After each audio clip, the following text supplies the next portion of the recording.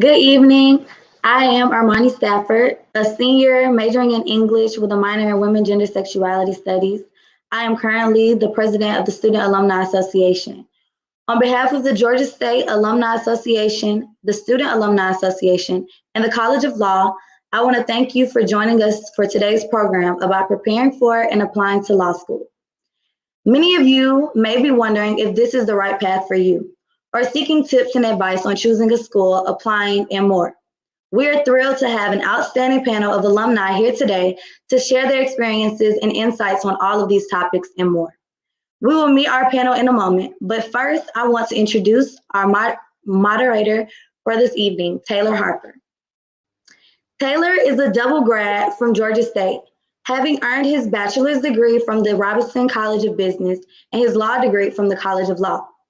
Taylor's practice focuses primarily on regulatory compliance and litigation in the food and beverage industry with an emphasis on beverage, alcohol, and cannabis. Taylor also serves as an adjunct professor at Georgia State. And outside of his legal work, Taylor serves as the chairman and president of the Maji Mazuri USA, a nonprofit organization helping to alleviate poverty in Nairobi, Kenya. Please welcome Taylor Harper. Thank you, Armani, for the introduction, and thank you to the panelists who are here this evening and to all those in attendance. I'm sure it will be an insightful program. Let's start out by having the panelists introduce themselves. Why don't we start with Ralph? Hey everyone, my name is Ralph Culpepper. I'm happy to be here this afternoon. I graduated Georgia State undergrad in 2013, where I studied film, political science, and was a graduate of the Honors College. After graduating Georgia State, I taught for 2 years through the Teach for America program before heading off to law school at University of Pennsylvania, where I earned my JD. And then afterwards, I have been working as an attorney ever since. Right now, I'm an associate at DLA Piper here in Atlanta, working in the products liability and mass tort group. Right. Alicia? Yeah, for sure. I'm also really excited to be here. So my name is Alicia Tulla. I'm originally from New York, but I spent about 10 years in Atlanta before attending GSU for undergrad. And during my time at Georgia State, I was a psychology major. I was also in the Honors College. And that's where I had my first experiences, volunteering and working with underserved communities. And those experiences were my catalyst to, attend law school. And after graduating from State in 2016, I moved out to the Bay Area for law school, where I continued in my passion for working just against the criminalization of poverty, namely access to resources and representation. And then after law school, I relocated to LA, where I'm currently based, and where I've continued on my path to fighting against, the criminalization of poverty. And just given my background, I'm just excited to be here and engage in this discussion about law school. So thank you, everyone, for having us. Great. Sydney? All right. Hello, everyone. I think everyone is super excited to be here and speak with all of our attendees tonight. My name is Sydney Hill, and I am the Assistant Director of Admissions at Georgia State Law. I'm also a 2017 grad of Georgia State Law, so I tell people I liked it so much I just kind of hung around. So I actually kind of took a year off to figure out what I wanted to do post-graduation, and I ended right back in admissions, where I was actually a graduate assistant as a third-year student, and it just kind of felt natural when I came back. So I am happy to be here and answer any questions that you may have once we get started. Great. Nick? Sure. Hello, everyone. My name is Nick Portentis. I'm also very excited to be here tonight. I remember sitting in most of y'all's shoes about 12 or 13 years ago when I was thinking about law school and applying to law school and thinking back to all the questions I had and all the anxiety I had about the process. So excited to be here tonight and talk with y'all. I'm originally from Massachusetts. I grew up about an hour outside of Boston, went to a small liberal arts school outside of Boston called Stonehill College. After college, I decided to do some volunteer work. And so I spent a year with AmeriCorps, which is similar to the Peace Corps, but all the volunteer work is in the U.S. And so I was based in Charleston, South Carolina, and did various service projects with Red Cross, Habitat for Humanity, National Park Service, And then following that year, I decided to do one more year of volunteer work with the Habitat for Humanity chapter in Albany, Georgia. And during that time, decided on law school and ended up going to law school at Georgia State, graduated there in 2010. Was in private practice for about 5 years, 6 years, and then opened up my own law firm last year. And my practice focuses on insurance litigation, personal injury, wrongful death litigation. Also, we dabble in some products liability and negligent construction work as well. Great. Well, again, thanks to each of you for being here. So I know many of our attendees are wondering whether law school and the legal careers it would be a good fit for them. So let's talk about how to determine if law school and becoming a lawyer is right for you. Let's start with, what sort of questions should someone be asking themselves to help determine or validate their interest in a legal career, or whether they're even prepared for a legal career? Yeah, I can take that one, Taylor. So I think there are a few questions that one should ask themselves before going down the road of, yeah, I definitely want to go to law school. The first is basically, why do I want to be a lawyer? Law school it can be a large expense. It does take a lot of time, so it's not a decision to make lightly. If you think it looks fun on television, or because you want to get rich quick, I hate to tell you, probably not the best reasons to go to law school. Hey, it might be a good motivation for some people, but I think the vast majority of folks who decide to go to law school kind of had that sit down, realistic kind of conversation, either with a mentor or an advisor about, what are the goals in life? What do I really want to get out of a career in the law? The second question I think you should ask yourself is, what do I want to do with my law degree? A law degree is a very malleable degree.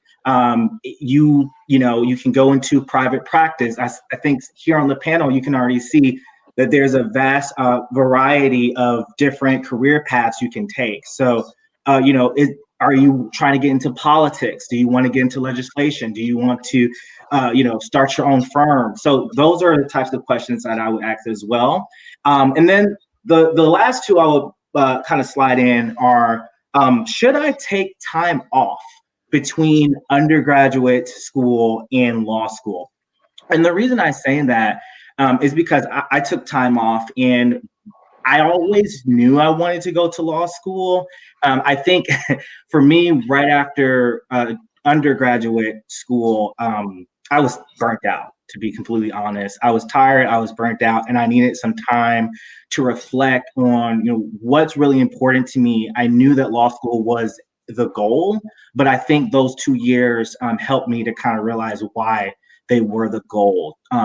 Thinking about, people's access to justice, thinking about, kind of what are my strengths in terms of, making cogent arguments, improving my writing skills, things of that nature. And then the last question I think is, am I prepared for law school? So one thing you can ask yourself is, did I take, classes that I feel really prepared me for a challenging environment? Unlike medical school, law school does not require prerequisites. So that's a great thing. But I think, just having an honest conversation with yourself about, have I challenged myself? You don't have to have a 4.0 GPA, but just really thinking about, is it something I will enjoy? Do I like reading? Do I like writing? Do I like research? Those types of things. Yeah, those are great suggestions, Ralph. Thank you. What about some ways to find out if this career is for you? Nick, do you have any thoughts? Yeah, absolutely. So trying to figure out if the practice of law is something for you, I would recommend, as Georgia State students, I would recommend reaching out to folks that have maybe graduated from Georgia State Law School or other law schools within the city. Just saying, hey, would you be interested in meeting for coffee or lunch to learn more about what the practice of law is all about? And, I again, like I said earlier, I was in your shoes, about 10 years or so ago. And I did that. I mean, I reached out to lawyers in the Atlanta community. Most people that I reached out to were very gracious with their time and were willing to share their thoughts on what it means to be a lawyer, how you prepare for being a lawyer. I would also, ask some folks in reaching out to, Georgia State Law School alumni or Emory Law School alumni, whoever it may be, can you shadow them for a day? I think, some folks would be willing to allow you to do that, whether it's just, coming into their office and them showing you around and introducing you to other lawyers. I think that would be a really good idea. And also, there's so much public access to, court dockets online and oral arguments at the Georgia Court of Appeals and oral arguments at the Georgia Supreme Court. I find in my practice that I'm quite frequently tuning into oral arguments at the Georgia Court of Appeals, which you don't have to be a lawyer to watch, and the same for the Georgia Supreme Court. They all have their oral argument calendars and schedules posted online. So, that's kind of that can kind of give you a lens into, what it kind of looks like to be a lawyer. As Ralph was touching on earlier, you want to make sure that you're someone that doesn't mind spending hours in the library reading, writing, doing research, all those things. So, like I said, I would start reaching out to folks in the practicing lawyers in the Atlanta community, asking them to meet for coffee or lunch, maybe shadowing them for a day, maybe going to the courthouse to watch a jury trial, maybe some jury trial that's, in the public spotlight that's being talked about in the media, and also tuning into oral arguments at the Georgia Court of Appeals and Georgia Supreme Court. I think that would be a good first step.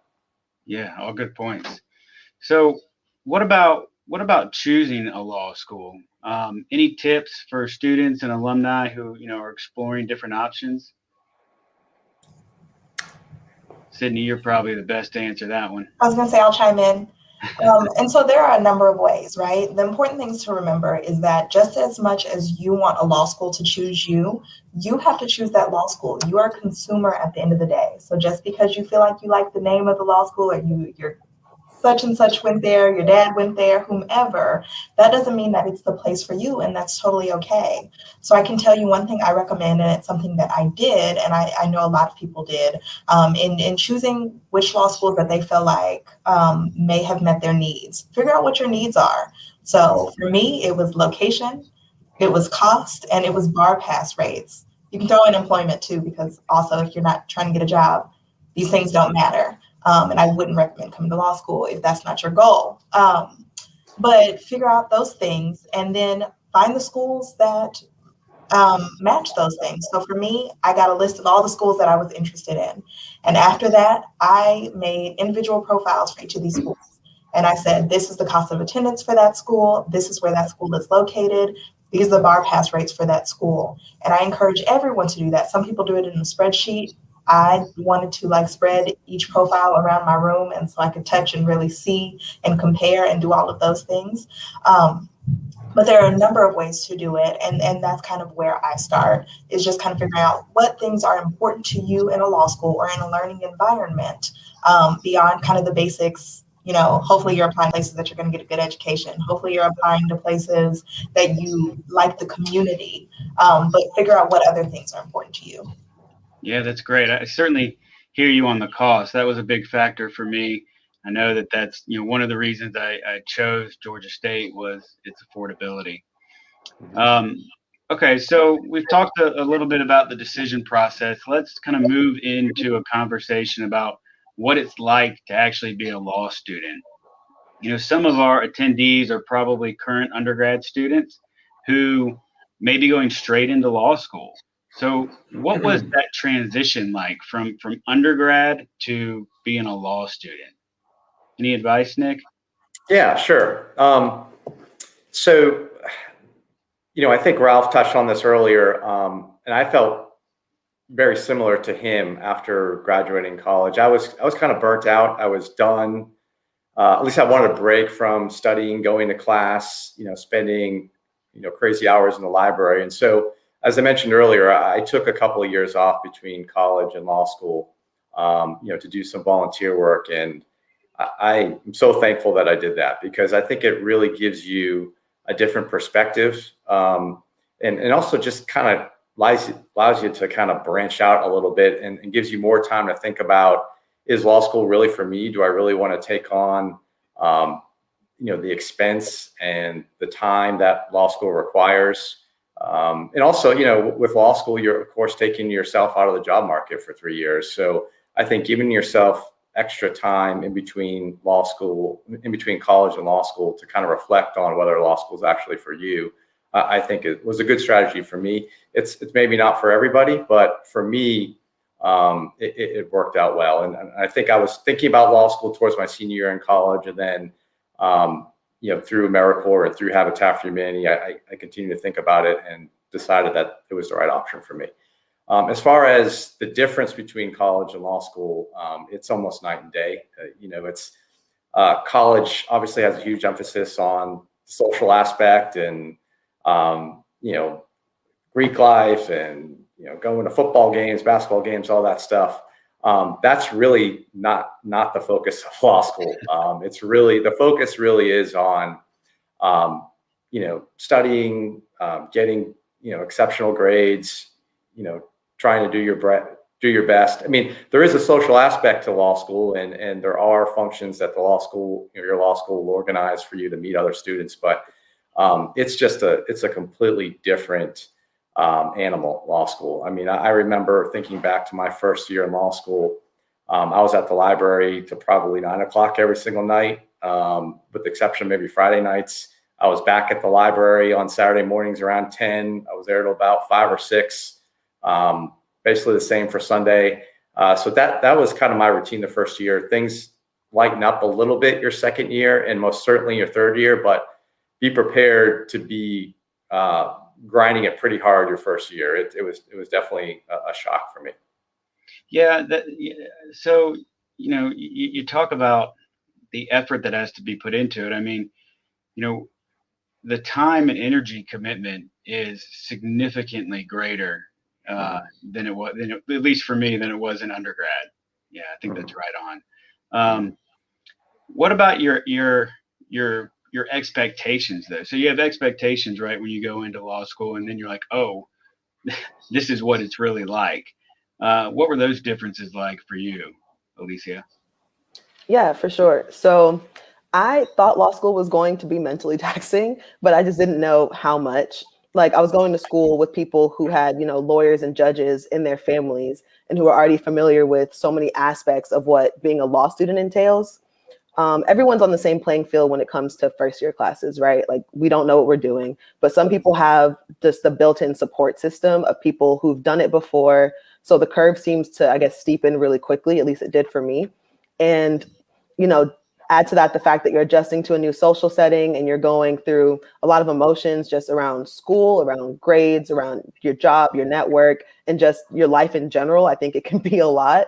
So, like, while I expected it to be difficult, I didn't, I guess, know just how difficult the adjustment would be. That being said, during my first semester, I made it a point to attend plenty of social events and networking events just to get to know more people. And that was invaluable to making my law school experience what it was. And I honestly say, like, without the community around me and people that I just really, connected with and vibed with, I honestly believe my law school experience wouldn't have been as fruitful as it ended up being.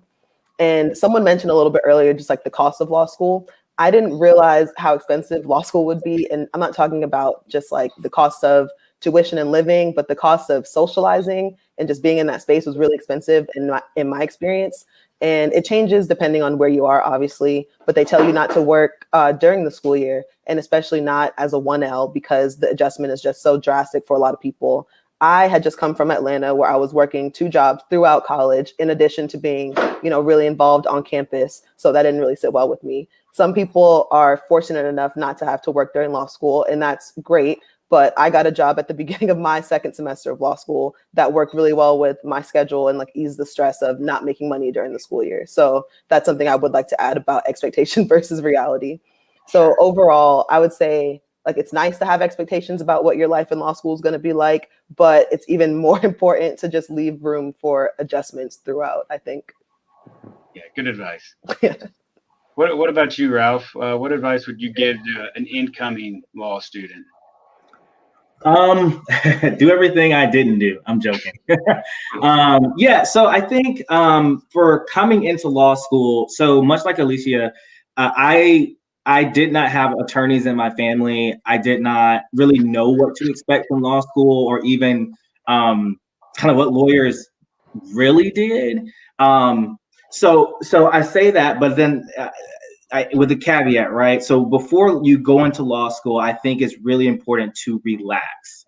And I say that because law school is gonna be tough. It's gonna, have its own challenges, its own set of obstacles. So before you go in there, I think, there are some things that you can do. I remember a friend of mine telling me, before you go to law school, you should read this book called Getting to Maybe. And I admittedly, I read some of the book, but then I was like, okay, no, I mean, this is stressing me out. So I think it just all depends on your personality. For me, before law school, I didn't know what to expect, but I knew that it was going to be tough. I knew that I had to be at top mental acuity, and so I just relaxed before law school. I took a vacation. I kind of, caught up with family. I did things that I knew that once I started law school, it would be maybe a while before I can do again.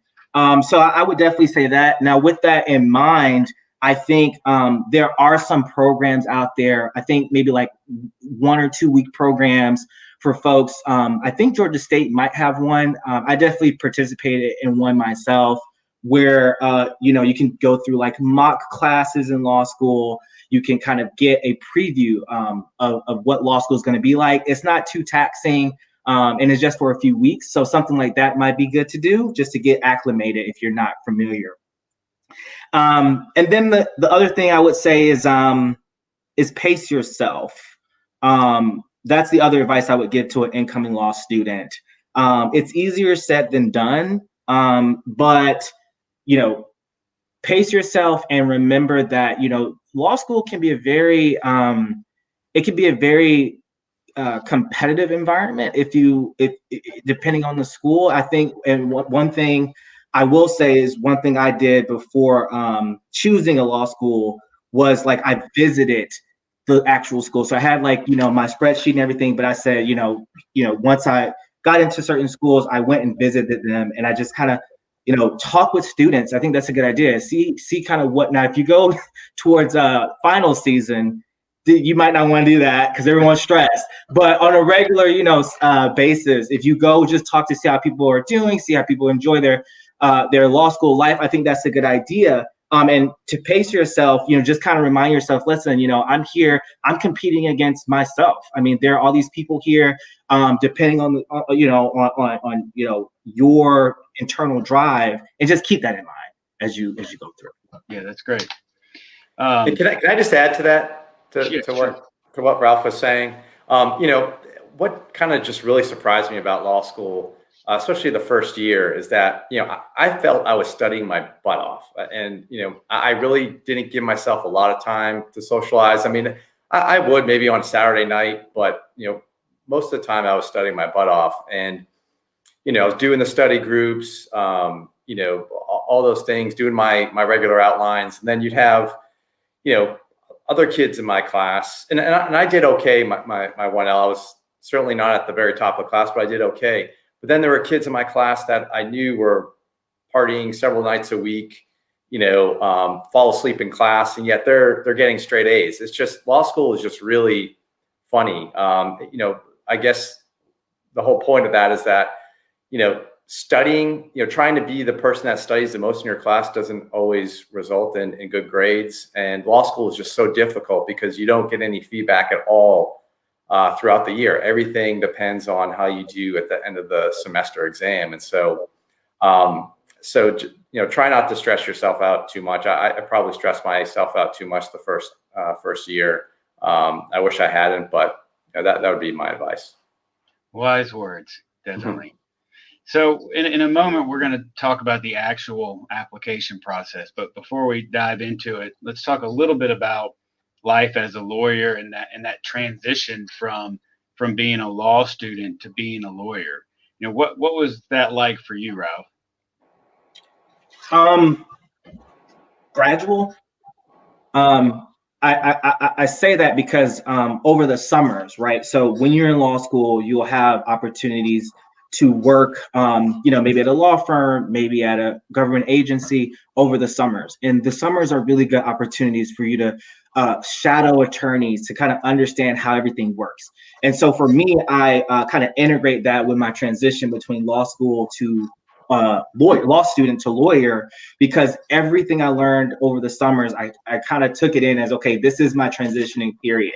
I would say the other thing is, I mentioned the book Getting to Maybe earlier, and I'll briefly explain that. In law school, there's a lot of what they call issue spotting, where there in your exams and in class, you have to kind of spot legal issues here and there and kind of figure out, and you're balancing things and you're weighing things. And I think for me, transitioning from a law student, doing that on an everyday basis and saying, okay, well, it could be this or it could be that. There's a lot of gray area.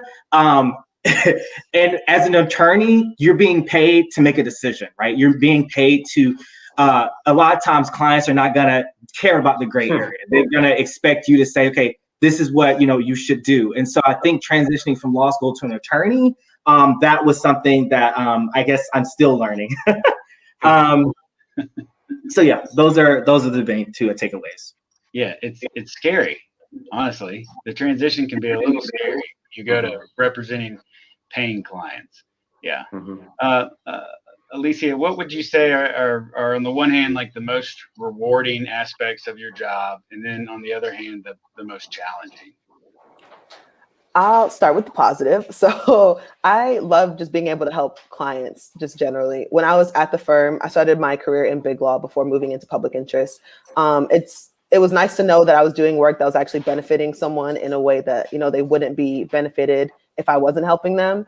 And then with my current job, the reason I wanted to work at the Eviction Defense Collaborative is because we're doing eviction defense work. So we're helping people keep their housing while these landlords are trying to evict people during a pandemic, which I think is absurd. So it's just nice to know that, my education put me in a place where I can help people in my community in a way that I might not otherwise be able to. That being said, the biggest challenge for me is just the lack of representation as a Black woman in the legal industry. This industry as a whole is hard to navigate. And then you add to that the fact that there are very few people who look like me, and it's just, that much harder. And I often joke that I'm no more than 3 degrees of connections away from knowing every Black attorney in the country. And I'm not sure how statistically true that is, but it really does feel that way. That being said, because the community is what it is, I was able to make some really strong connections, and I have amazing mentors. That doesn't change the challenge we face, but it does make it a little easier knowing that I have representative support in my corner. Sure. Yeah. That's great. You hear the horror stories about first year out of law school. You're working 100-hour weeks and all that stuff. How do you maintain a work-life balance, if at all? Nick, you got any thoughts on that? You just gotta make time. Work is important, and you want to make your clients happy, and your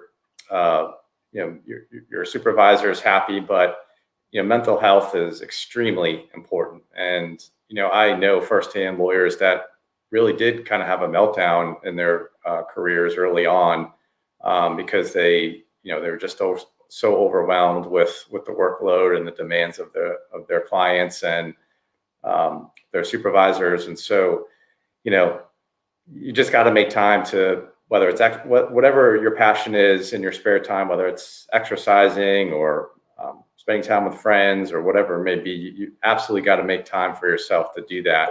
And yes, there'll be times, in a given week or month where you're finding yourself unable to just do those things just because of the time demands of your job, whether it's preparing for trial or big brief that's coming up or whatever it may be. But at least weekly, you've got to find time to pull yourself away from the practice of law and focus on your mental health and doing things that you enjoy doing outside the practice of law.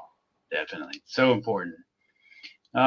Okay, Sydney, I'm going to pass the mic over to you so that you can talk about the application process. All right, sounds good. So we'll go ahead and get started. I don't need to reintroduce myself, I don't think. I hope you haven't forgotten about me just yet. But as the Assistant Director of Admissions, this is actually something that I do pretty often, just kind of sharing all the information with you that you may or may not know about Georgia State. So kind of at a glance, so Georgia State is actually a fairly new law school. We were established in 1982, making us the new kids on the block, which we actually really thrive in that space. That gives us the opportunity to be innovative where other people are kind of stuck in tradition. With our student body being just over 700 students, we're actually a really intimate program. That sounds a lot larger than it is. It's really not. You really do know each other. Your faculty members do know you. They will call you by name, whether you want them to or not. We do have full-time and part-time programs. So we have the full-time day, we have a full-time flex, which is day and evening. We have a part-time day, we have a part-time evening, and we have a part-time flex, which is again, day and evening. I think one of the questions that was asked is whether or not it's realistic to be a part-time evening student, hold down a full-time job. It absolutely is realistic. Does it take some balancing and understanding what your priorities are and how to maintain a schedule?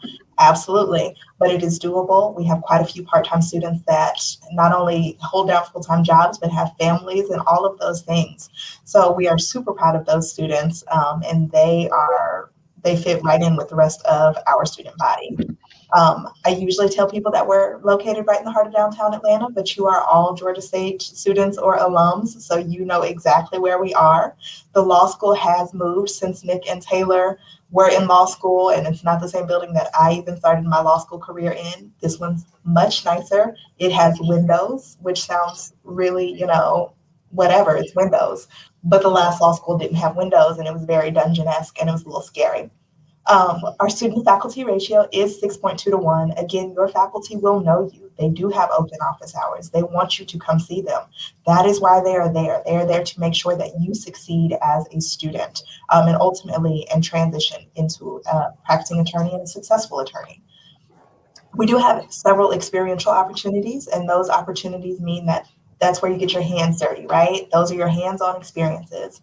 We have 6 clinics, 25 plus practice-based simulation courses, and over 150 externship sites. Those externship sites range from judicial to nonprofit, law firm, government agency. And I can tell you during my time as a law student, I did one clinic, one simulation course or practice-based course, and 2 externships. So you absolutely have the opportunity to get your hands dirty. We tell people all the time that learning theory is awesome. You can read all the books, you can learn to analyze, and you can do all of those things. But until you get out there and practice, those things mean very little to you. We also have several degree options. So if anyone is looking to get their master's at the same time as they're looking to get their JD, then that is an option for you. It's kind of like getting 2 degrees for the price of 1. So some of our more popular programs would be like the MBA JD or the Masters of Public Health in our JD. We also have 7 certificate programs. The way I explain certificates is it's kind of like a minor. So if you had a minor in undergrad, so you had like your overall JD or your overall degree, which in law school would be your law degree, and then you kind of had that sub degree where you took classes in that specific area. That's kind of what a certificate is. So you take classes in that particular certificate, whatever the curriculum is for that particular program. And when you graduate, you can say, or you can show employers, I clearly have an interest in this program or this practice area. So we do like to brag about ourselves just a little bit, if anybody was wondering.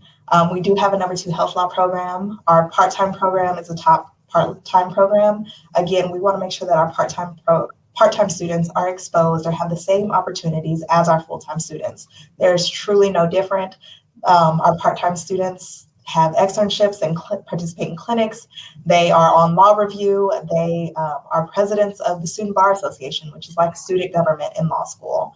We are a number 12 best value law school, which is looking at the amount of debt that our students graduate with and the quality of education that they get. So our students are coming out, we've already mentioned the cost, so they are coming out with relatively low debt, or what our dean would call without a mortgage on your brain, and able to practice in the area that they want to practice in.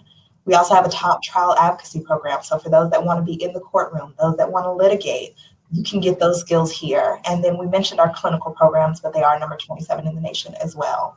Again, bar pass rates are important for February and October. Usually it looks like February and July. Last year was a little different, right? So that July bar went to October, and our students still did exceedingly well with all things considered. And then our employment rate. So for the class of 2019, 10 months out of graduation, 93% of those were employed. So that's something that we were really happy about as well. Looking at our fall 2020 class, so we received quite a few applications. Again, we've received, well, I don't think I've told you yet, but we've received even more than that, or we're on track to receive more than that this year. It is a very competitive process.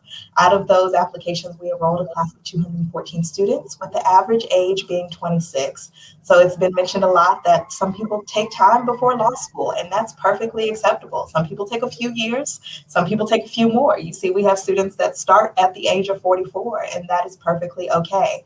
If you want to come straight through law school, that's also fine. I'm what we call a K through JD. So I came straight from undergrad, for better or worse, right? It was definitely a humbling experience for me.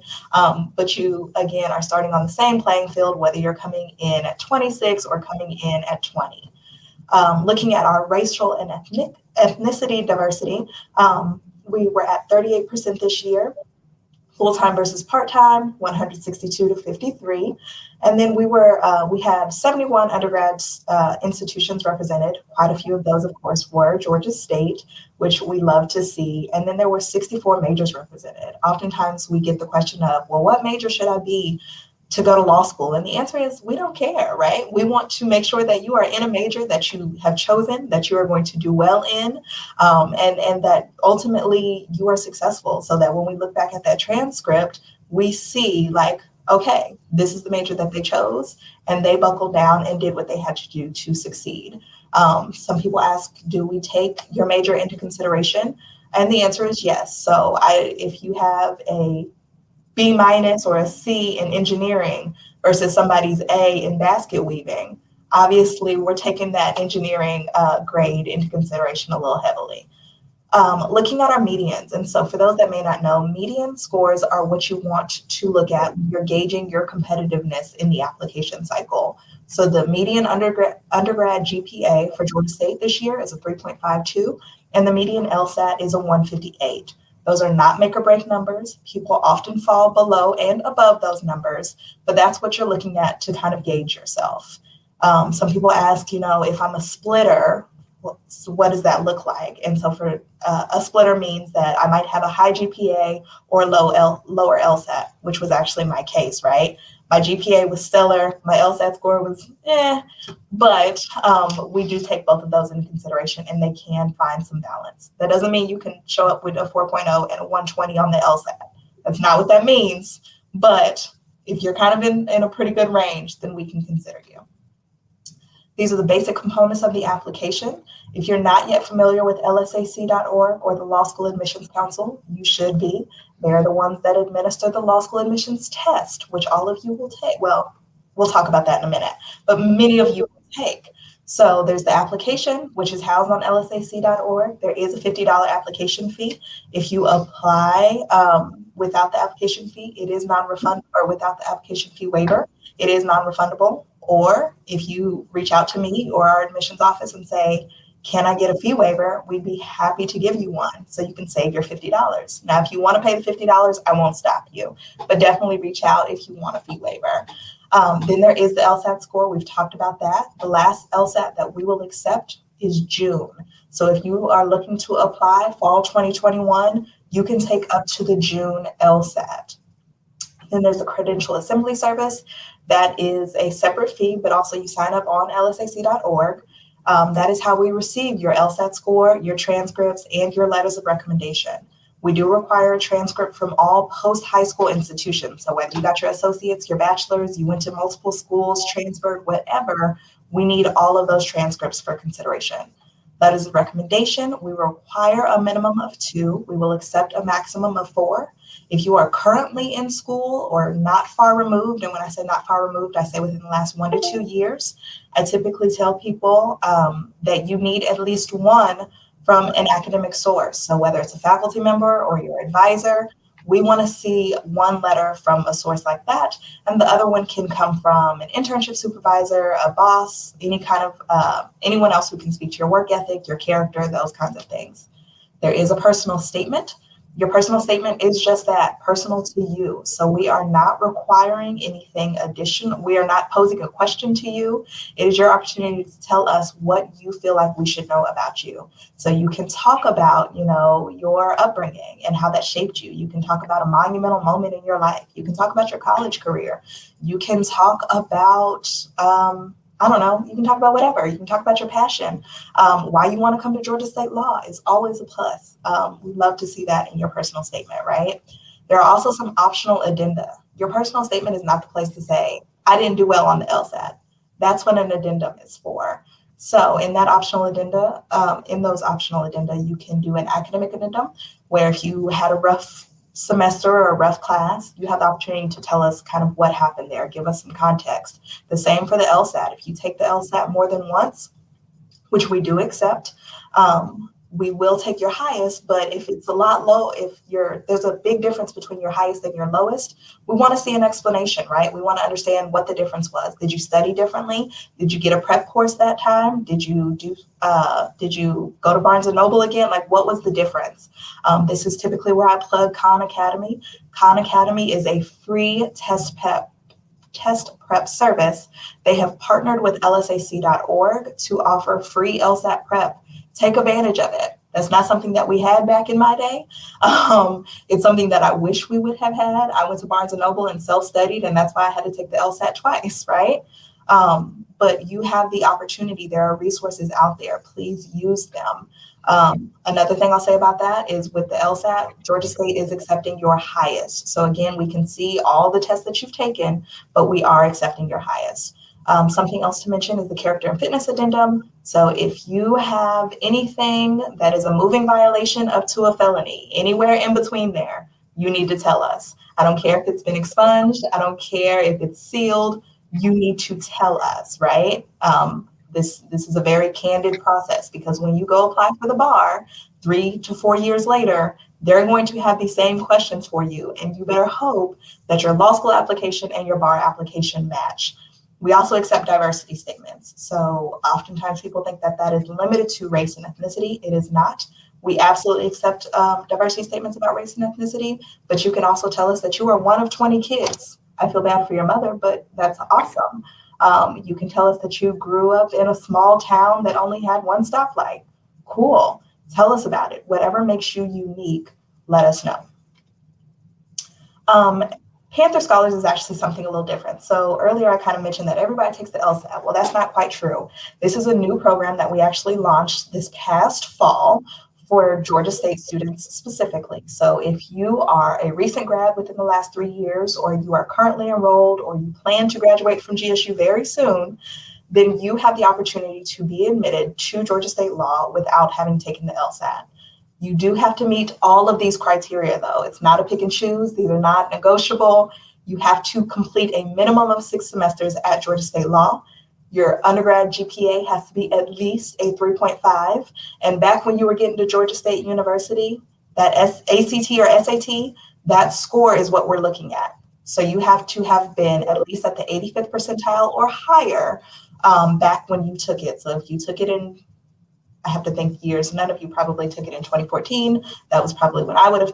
Anyway, so if you took it, let's say in 2017, I went to law school, so I don't have to do math, y'all. So if you took the LSAT in 2017, or the ACT or the SAT in 2017, if you were at the 85th percentile, you very well may qualify for this program. The other key component of this is that you cannot have taken the LSAT if you are looking to be a Panther Scholar. And then you have to agree that if you do become a Panther Scholar, that you will not take the LSAT. Otherwise, we have to consider your LSAT score.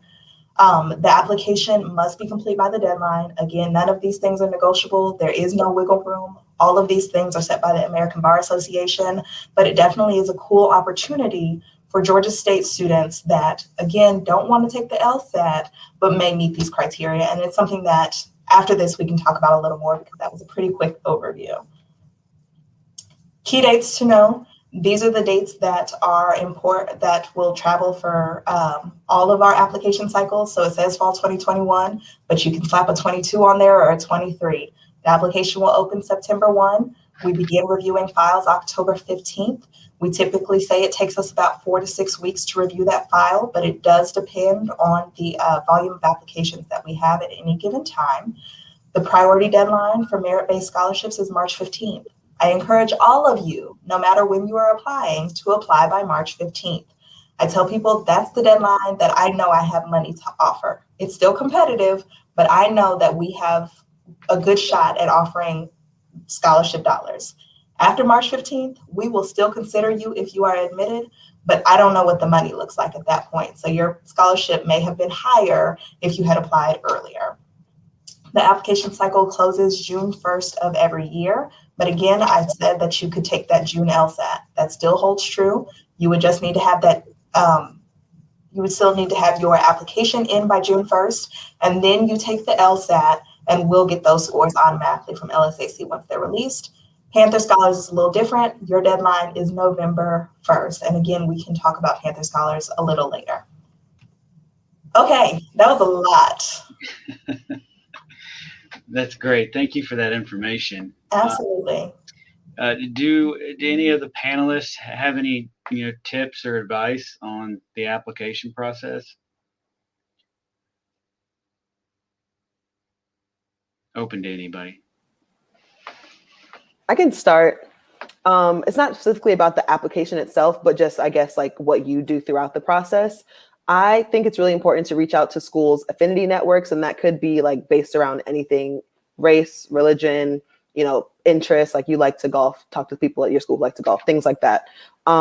It's nice to make those connections ahead of time, and they often have like tips and tricks for your application and also for financial aid that you could use. And I know on that note, at my school, people who reach out to like our affinity groups, we would recommend them to go to a specific person in the financial aid office to see like specifically what scholarships or grants that were being offered for that class year. And although most schools have, the scholarships listed on the website, sometimes there were institutional ones that weren't published to non-students. So I think that's like a good tip to just keep in mind during your process, if possible. Yeah, definitely. All right. Well, look, before we got a few minutes left before we wrap up, let's open it up to the audience for some Q&A. I know we've had a couple of questions already. One was, did any of the panelists have children while they were in law school? And if so, how did you manage that? So it didn't look like anybody did. I had several students in my class that did have children. And, I watched people who were full-time students, but also had part-time jobs. The mothers that were in my program, they didn't have their job was motherhood, and so they were doing that, and they were doing law school full time. And I'm sure it was challenging, but they made it work. Actually, some of them graduated near the top of the class, and there's going to always be challenges in law school, and I think you can make it work if you have children. Now, if you have, like me, 4 children under the age of 7, that might be a little difficult. Don't do that. My side note here that I think is cool about Georgia State is, so my mother is an attorney, and she went back to law school when I was 8, and she went to Georgia State. She was in I think the second class that Georgia State ever had. And sometimes she couldn't find a sitter, so she would take me to class with her.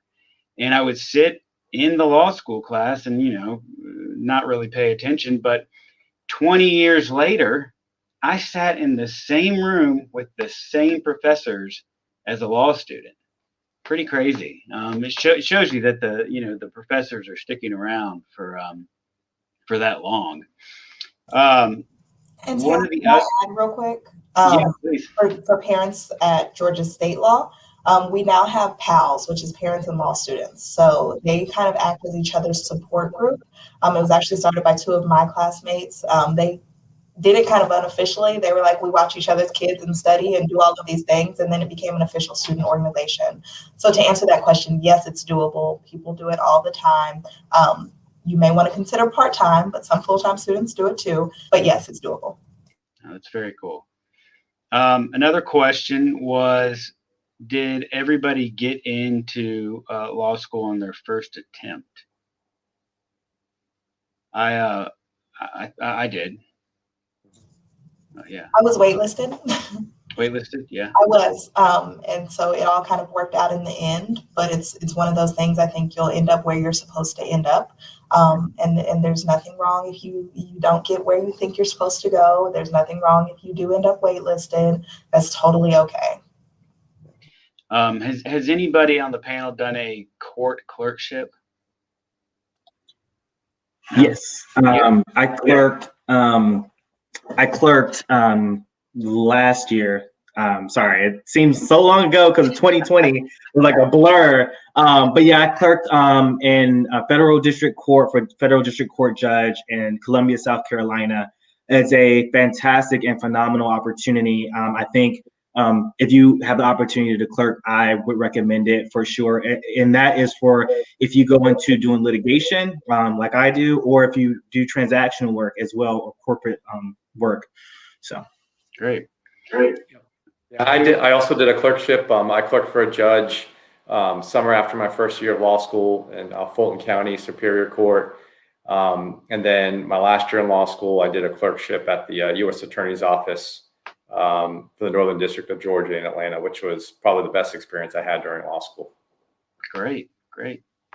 Another question, are there any specific clubs or community service that colleges specifically look for or that make an applicant stand out? Seems like a Sydney question. I was going to say, I assume that's for me.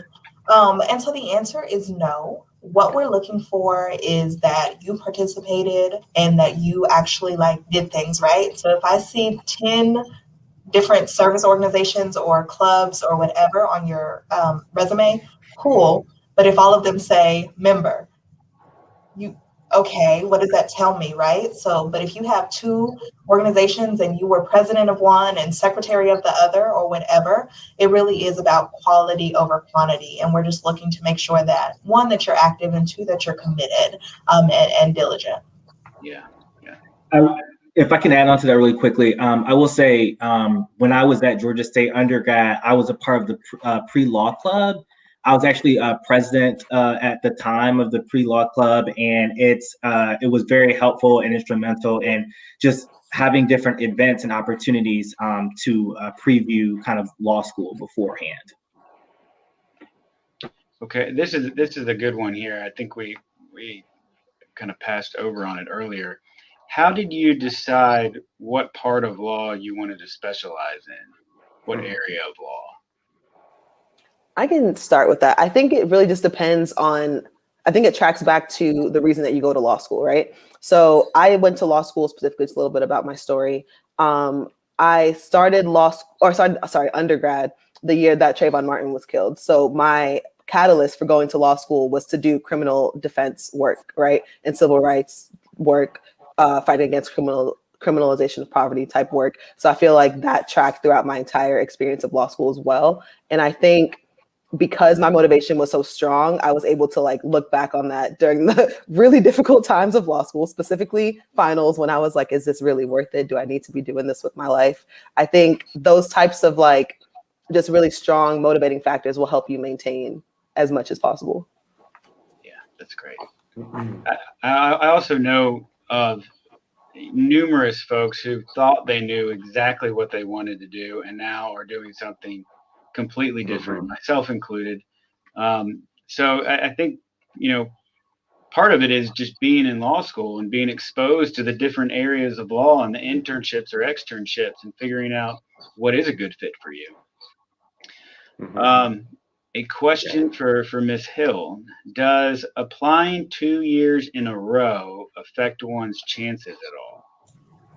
It does not. So are you saying if you like apply and then don't get in, or sometimes people apply and decide to go somewhere else and then they come back, all totally fine. We don't hold grudges, even though you should have picked us first. But no, it's totally fine. We will ask the question, have you applied to us previously? But what we're really looking to see is, did you actually make improvements to your application? Are you applying to the school with the same application that didn't really work out for you the first time? What did you do to improve yourself? But no, it does not harm you in any way. Got it. Did any of the panelists take an LSAT prep course? What? Really? I did. Yeah, I did. So I'll be brief, but transparent. I don't do well on standardized tests. I just never have. LSAT was an exception to that, and I think it's because I took the prep course, and it was something that was kind of expensive, but it was an investment that I felt like I needed to make in order to make gains. I started off taking practice tests, and I wasn't satisfied with my score. And I just needed a little extra help in getting there. And the LSAT, like the SAT and many other standardized tests, is a test about how to take the test.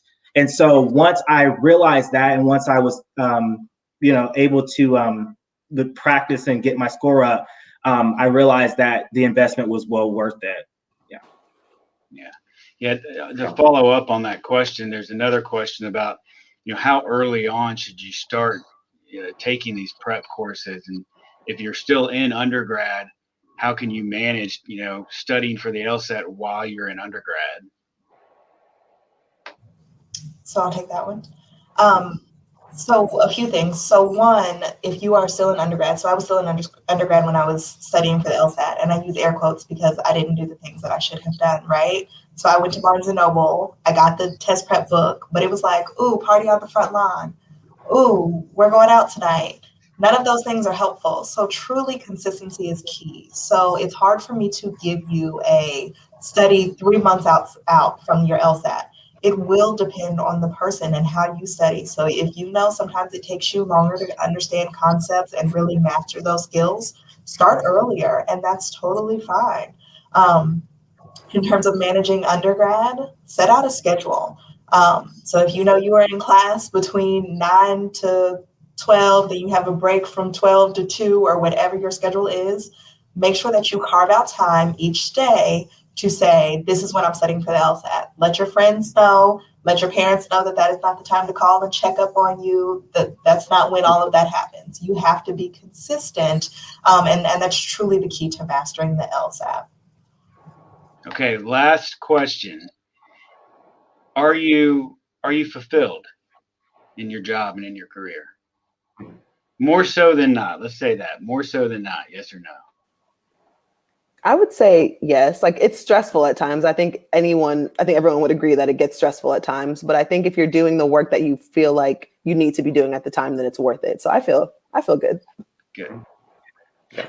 Yeah, I would agree with that. I feel fulfilled. I think some of the reasons I went to law school were about, just having an intellectual curiosity.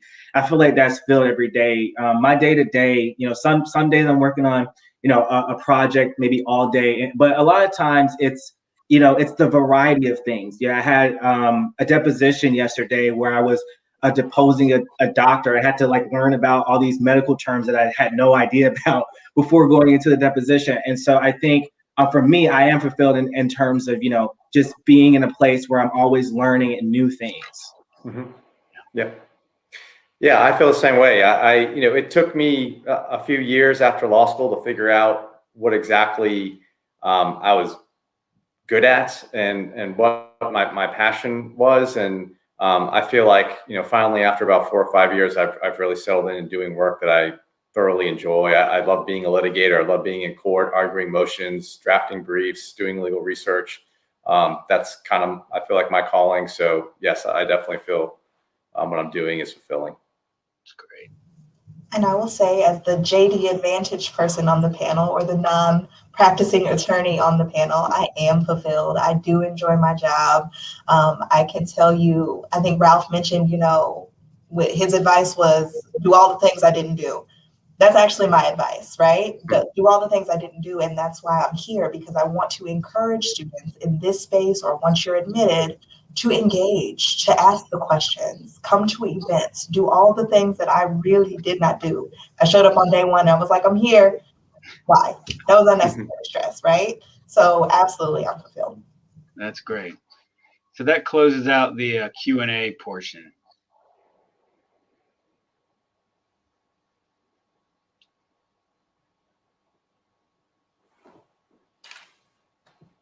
All right, so before we sign off, I want to thank all of the panelists for dedicating their time to this program and giving back to the Georgia State community in such a meaningful and important way. To our audience, thank you for tuning in. We hope this was an insightful and helpful event. To learn more about the Student Alumni Association and our upcoming events, be sure to follow us on Instagram at Georgia State SAA. Please take the time to fill out the brief survey that we will send to your email tomorrow. Be sure to visit alumni.gsu.edu for more information on future programs, and have a great evening.